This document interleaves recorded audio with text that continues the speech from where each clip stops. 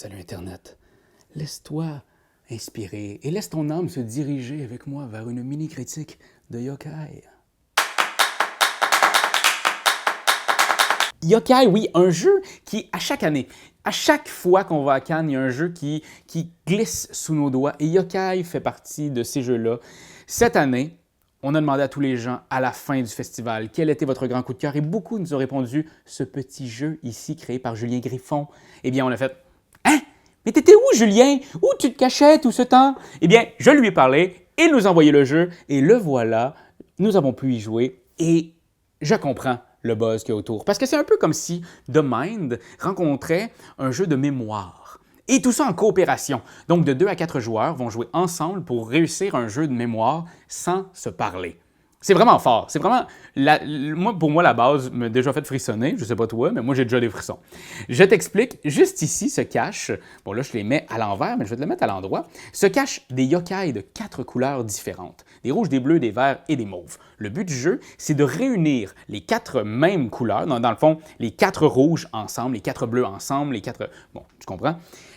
Et dès que les 4 sont ensemble, on pourrait très bien dire « OK, je pense que tout est correct, on arrête le jeu, on révèle tout ça. » Et si les 4 couleurs sont en bunch, en bon groupe, ensemble, le jeu, vous avez réussi le jeu. Par contre, si un de vos rouges, vous en avez 3 là et un ici, vous venez de perdre la partie, vous êtes un minable yokai. C'est aussi simple que ça. À chaque tour, ben, on a beaucoup d'actions à faire. Donc, la première action est de regarder nos cartes. Tout de suite après, on va déplacer une carte, n'importe laquelle. Ça peut être très bien celle qu'on a vue ou celle qu'on n'a pas vue. On va en déplacer une seule et on va la mettre où on veut. Et après ça, on va révéler un indice s'il n'y en a pas. Donc, je vais révéler le premier indice. S'il y en avait déjà un, je pourrais le prendre et le mettre où je veux. Donc, ça signifie que la carte qui est en dessous est soit une bleue ou une verte. Pour ça, je ne peux pas la mettre aléatoirement en plein milieu parce que ça bloque la carte. Je ne pourrais plus la reprendre et la mélanger ailleurs. Donc, vraiment, ça scelle l'endroit de la carte. Et aussi, si c'est pas la bonne couleur, ben on fait un point négatif en fin de partie et ça fuck tout le monde de dire que celle-là qui était censée être mauve est rendue bleue. T'sais? Fait qu'il faut que tu fasses attention à ce que tu fais dans ce jeu-là. Et c'est pas mal ça. C'est comme ça que ça se joue. Vraiment très, très chouette. Pourquoi? Parce qu'on n'a jamais le droit de se parler. Par contre, regardez, je vous fais un petit exemple. Mettons, je regarde 2 cartes et je fais OK, je mets cette carte-là à l'autre bout complètement. Qu'est-ce que ça veut dire?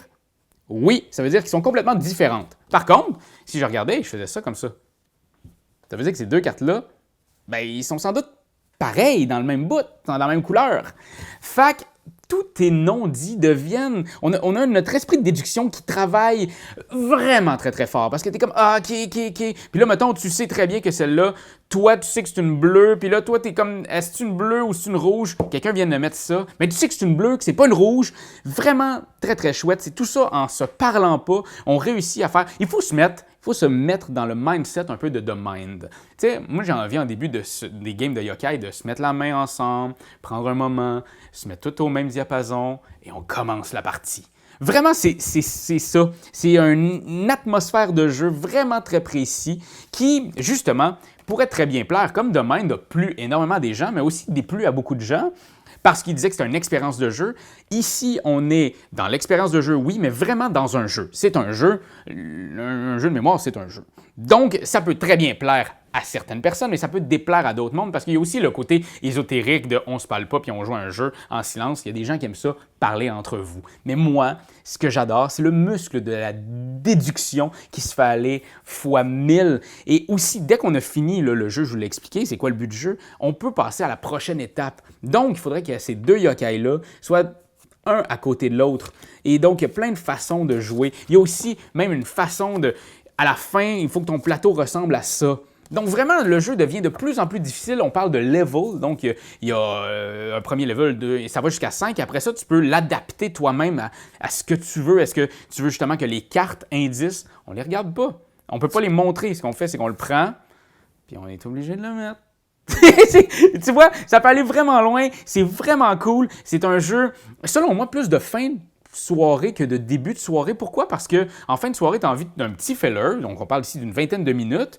Donc tu as envie de ça, tu n'as pas envie de commencer avec ça parce que, comme je te dis, c'est un mindset. Il faut se mettre dans ce mindset-là. En début de soirée, tu as tout le temps envie de jouer à quelque chose de genre, on va se péter à la gueule dans un jeu de combat. Et après ça, tu as envie justement d'avoir pris un petit scotch et de jouer à yokai bien calmement. Donc vraiment, je te dis, ouvre ton scotch, cher ami, et commence une partie de yokai. Quand t'aimes quelque chose, tu te donnes des bisous dessus. Mais comme c'est un ordinateur, tu donneras pas de bisous. Tu vas plutôt commenter, puis tu vas partager. Oh oui, partager, partager, partager. C'est la leçon de Jésus!